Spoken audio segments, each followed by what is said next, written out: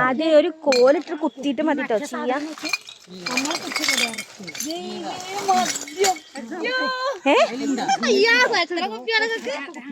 അമ്മേ അങ്ങനെ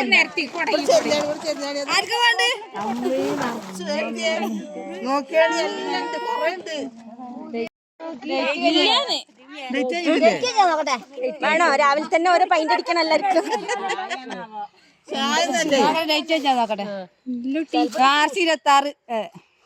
മാർച്ച് 26 അപ്പൊ പോലീസുകാര് വരിച്ചിട്ടേ വേഗം മാറ്റിച്ചത് അങ്ങോട്ട്. അല്ലേ ഇതിന് എക്സ്പയറി ഡേറ്റ് ഉണ്ട്.